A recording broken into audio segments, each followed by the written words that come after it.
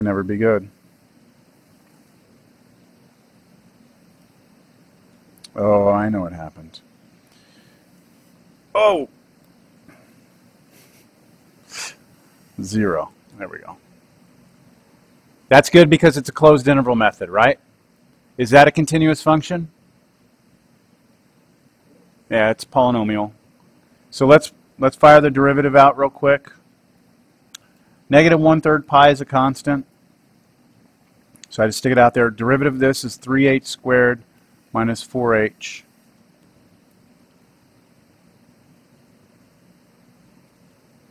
I want to set that to 0 now, don't I? So the derivative will be equal to 0. Means I have to set negative 1/3 pi times 3h squared minus 4h equal to 0. I can just kill off the negative 1/3 pi because it's just a number being multiplied. I can factor out an h.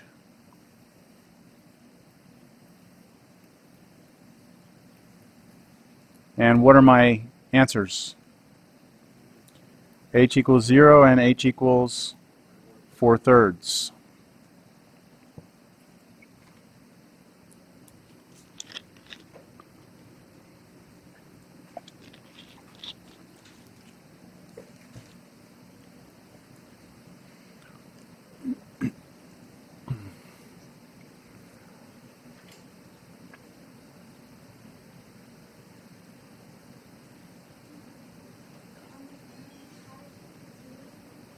How did what? The 0 and 2? Okay, go back to the picture, right? The height was the distance from the North Pole down, right? That was our height. So think about a cone that the height would be 0. That means bring the bottom of that cone all the way up to the North Pole, and basically we get, smaller and more narrow, and it would go to a point, and it would be basically not a cone anymore. But that would be the smallest height you could have. And then the biggest it could be would be 2, because remember the radius of the sphere was 1. So that means the diameter of it is 2. So to go from North Pole all the way to the South Pole would be 2. That better? All right. Anything else? I need to know if this is ever undefined. Is it? Is the derivative ever undefined or not exist? No? It's a polynomial, so we're good. So what are we going to do now? Because the closed interval method's different, right? What do? Plug these points into, and the endpoints, into what? The original function, not the derivative. So I want v of endpoints, and I want v of the critical number 4/3. So what's v of 0? Go to your volume function, plug in 0 for h. You should get 0. Okay, plug in 2 for h into the volume function. That's up here. Plug in 2. You should get 0 again.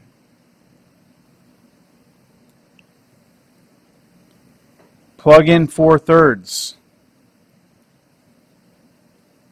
And you might need a calculator. So 4/3 cubed.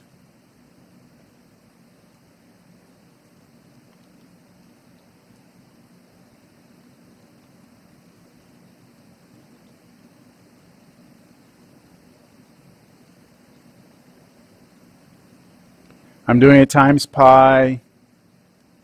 Oh, I'm doing all that on my calculator here. I'm getting 1.24. Anyone else getting 1.24? Yes, no? Maybe so? Yes, no? Maybe so?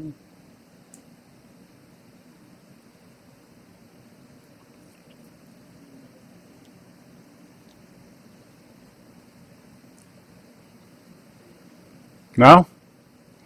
No one agrees.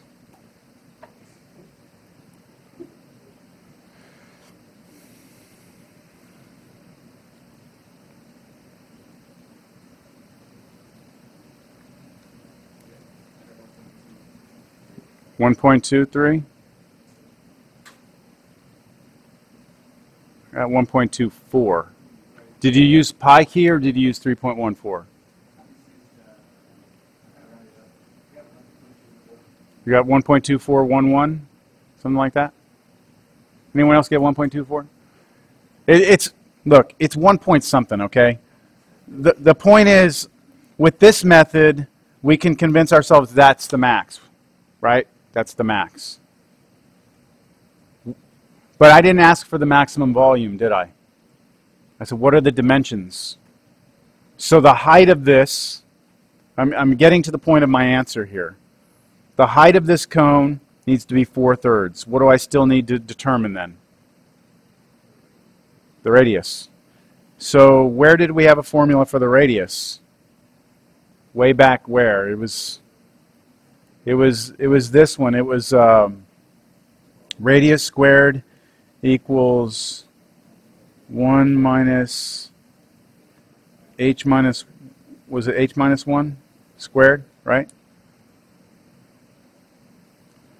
So I could say then that the radius is the square root of that, but plug in 4/3.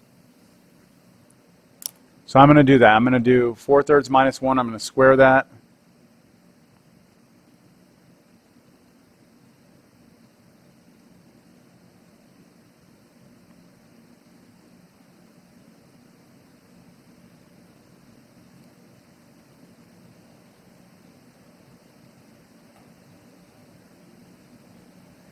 Square root of 8/9.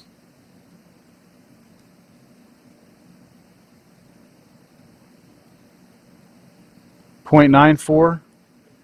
Okay. 0.943, something like that.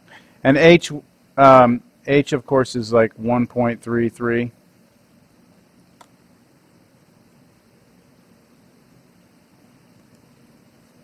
And they didn't ask for it, but the volume would be 1.24. And this would be in feet, height and radius would be in feet, and then this would be cubic feet.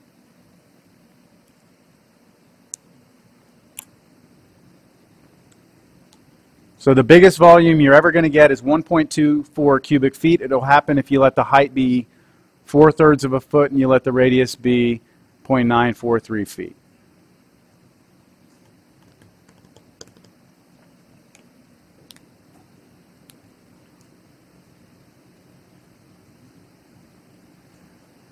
Things like this are used, believe it or not, are used in things like packing. Like companies, when they, determine the best way to pack things so that, they want to ship a bunch of their product out, but their product has a certain shape to it. So how do you pack it so you can get the most in a box, and what's the most efficient way? You're trying to maximize the space in the box, right? Things like that. I mean, it's much more complicated usually, but this is the basic concept behind it. All right, that's going to end it for optimization, which brings us to Newton's method. This will be the last thing we talk about today. Then we'll come in and we'll do antiderivatives on Monday, and we'll talk about the test. And 5.1, I want to talk a little bit about chapter 5. Just a little bit. I know this is a long day, huh? Long day. 4.6, Newton's method.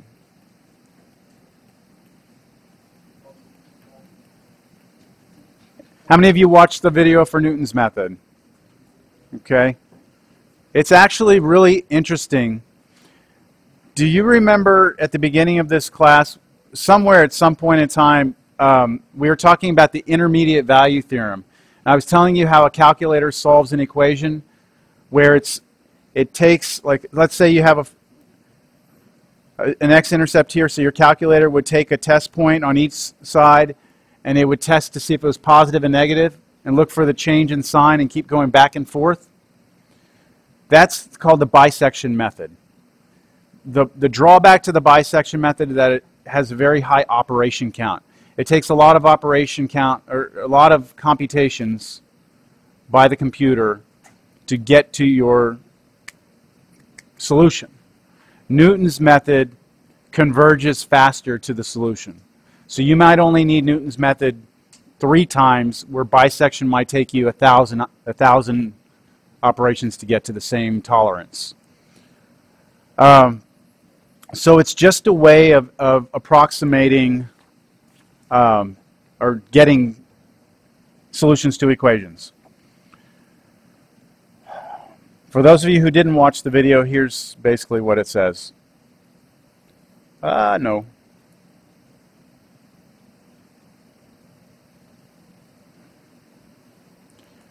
It says that if I'm trying to figure out where a graph crosses the x-axis, I can pick some random point on the function, and I could take the tangent line like this. Oop, that's not very good tangent. And it'll cross through somewhere else. You know what? I have the best picture. It's the one I did on my video. Here it is. So if I'm trying to find where this thing touches the x-axis, I pick a point out here, just randomly pick a point, go up to the function, find the tangent line. That tangent line will come down. Wherever it hits the x-axis, I go back up and I pick that point. Okay? Then take its tangent line wherever it hits the x-axis, go up again, and then do the same thing. And if I zoom in, you can see that every time I do this, I pick another tangent line wherever it goes up and hits. Now I zoom in really, really tight, that it keeps on getting closer and closer to that 0, doesn't it? So it gets there extremely fast. It only took us like, what, 4 or 5 operations there, and we were done. So what it creates, though, is a sequence of points. The first point we had was the one that we started with, right? We guessed it. And then that, doing the tangent line, gave us a second point, then a third point, then a fourth point, then a fifth point, right? And those points, we are going to call them x1, x2, x3, x4, x5, x6. And what we have is that this sequence of points converges to the x-intercept. And Newton's formula, or the formula for Newton's method, says this.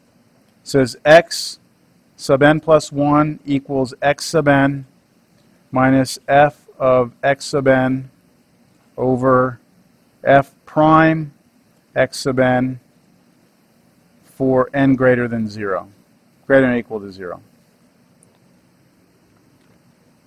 This is what we call a recursive formula.